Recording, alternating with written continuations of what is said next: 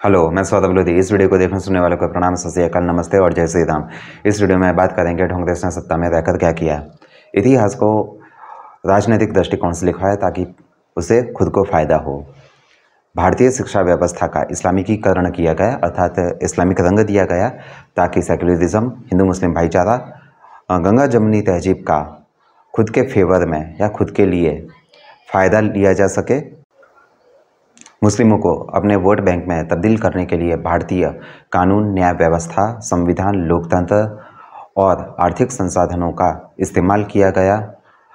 अंग्रेज़ों के द्वारा बनाई गई पार्टी को भारत के स्वतंत्रता संग्राम में और भारत के लिए ज़रूरी बताने के लिए राजनीतिक तौर पर लेख और इतिहास लिखवाए गए और खुद की असलियत छुपाने की साजिशों को अंजाम दिया गया। हिंदुओं को जाति में तोड़ने की व्यूह रचना को अंजाम दिया गया और मुसलमानों को एकजुट रखने की कोशिश की गई और उसके प्रयास तेज किए गए। मुस्लिमों को अर्थात खुद के वोट बैंक को शरिया मानने की आज़ादी दी गई और हिंदुओं के खुद के सांस्कृतिक, धार्मिक, राजनीतिक पर्व, प्रसंग और उत्सवों को मनाए जाने के खिलाफ कानूनी पाबंदियां लगाई जाने लगी और जागरूकता बढ़ाने के नाम पर हिंदुओं के धार्मिक, सांस्कृतिक पर्व, त्यौहार मनाने के खिलाफ घृणा, संकोच, डर को बढ़ाया जाने लगा और उनके खिलाफ एक मुहिम छेड़नी शुरू कर दी गई। धर्मनिरपेक्षता के नाम पर हिंदुओं में धार्मिक, आर्थिक, राजनीतिक, भौगोलिक तौर पर बलिदान देने की मनोविकृति भरी गई और मुसलमानों को इसके लिए बलिदान देने से मना करने का एक राजनीतिक हक प्रदान किया गया।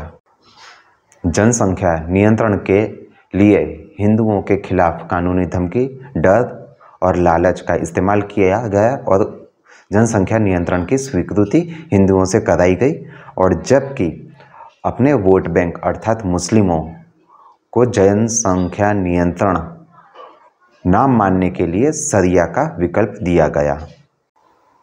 खुद से सवाल पूछे जाने को लोकतंत्र को खतरे में बताया जाने लगा और जो भी व्यक्ति, दल या संस्था ढोंगरे से सवाल पूछती है तो उनके खिलाफ राजनीतिक, कानूनी और आपराधिक तंत्र का इस्तेमाल किया जाने लगा।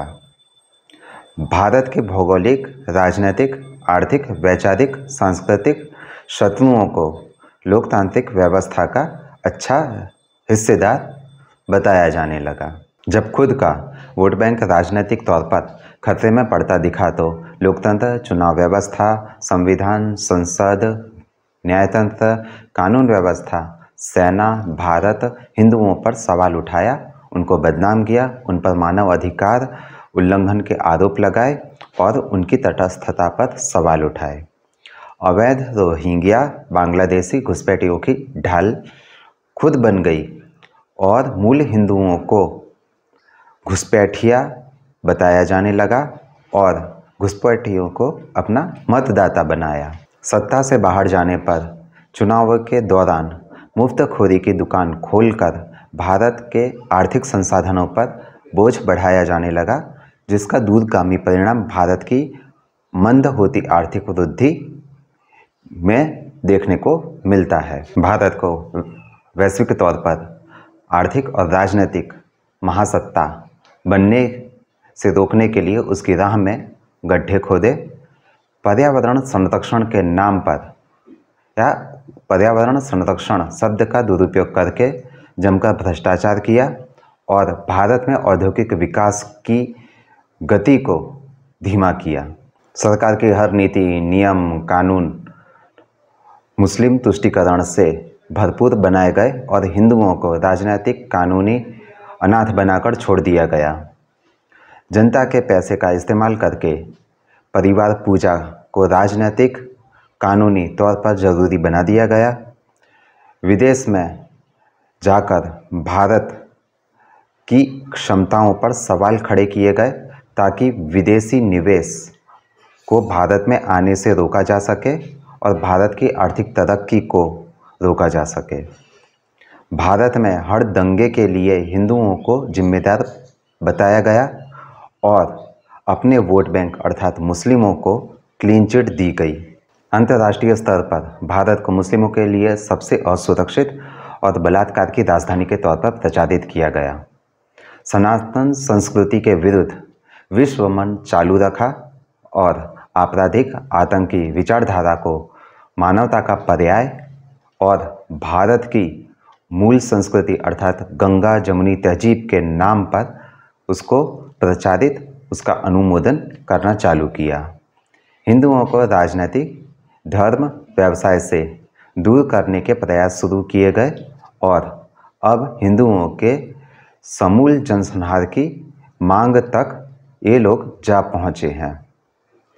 आंतरिक तौर पर किए जा चुके भारत विघटन को राजनीतिक, कानूनी और संवैधानिक मान्यता दिलाने के लिए अंतर्राष्ट्रीय साजिशकर्ताओं का खुलकर समर्थन लेना चालू किया है, जैसा अभी आप राहुल गांधी को देख सकते हैं। भारत के अंदर हिंदुओं के खिलाफ हर अपराध, उनके जनसंहार को राजनीतिक, कानूनी प्रक्रियाओं के जरिए सही ठहराना चालू कर दिया गया है और आप इसे कश्मीर के मामले में सबसे बड़ी चुप्पी के तौर पर देख सकते हैं। अंतर्राष्ट्रीय स्तर पर डिसमेंटलिंग हिंदुत्व का समर्थन करके कांग्रेस ने बता दिया है कि वो विश्व का सबसे खतरनाक आतंकी संगठन है, जो भारत के अंदर चुनाव भी लड़ता है, सरकार भी बनाता है और साथ में इसने इस्लामिक आतंकी संगठनों को चुनौती दे दी है, जो अभी तक गजवाए हिंद का सपना देख रहे हैं और इन लोगों ने कश्मीर में हिंदुओं के जनसंहार और पलायन को एक साकार स्वरूप दिया है। परंतु कांग्रेस ऐसा कह रही है कि हम बिना गोली चलाए और अपनी छवि बिगाड़े बिना हिंदुओं का जनसंहार भारत में से कर सकते हैं। कांग्रेस वो पार्टी है जो नियमित तौर पर हिंदुओं का जनसंहार या हिंदुओं के विस्थापन को अंजाम देती है और या उनके जनसंहार और विस्थापन पर चुप रहती है जब वो सरकार में नहीं होती है। और सबसे अंत में कांग्रेस ने भारत में सत्ता के शीर्ष पर रहकर भारत के कानूनी, आर्थिक संसाधन और अपने इस्लामिस्ट वोट बैंक को उपयोग करके खुद के लिए एक ऐसा इकोसिस्टम बनाया है जो उसे सत्ता में या विपक्ष में खुद का दुष्प्रचार फैलाने में मदद करता है और विरोधियों को ठिकाने लगाने में मदद करता है। इसलिए इन सारी चीज़ों का एक ही निचोड़ है कि हिंदुओं को यदि अपनी सामाजिक, राजनीतिक, आर्थिक, सांस्कृतिक और पारिवारिक विरासत बचानी है या सनातनी विरासत बचानी है तो कांग्रेस को कभी भी वोट ना दें। यदि आपने कांग्रेस को वोट दिया तो आप उस जगह से अपना बोरिया बिस्तर बांधने की तैयारी कर लीजिए या अपने परिवार का इस्लामिक उत्पीड़न सहन करने के लिए आप तैयार रहिए। धन्यवाद। जय हिंद, जय श्री राम।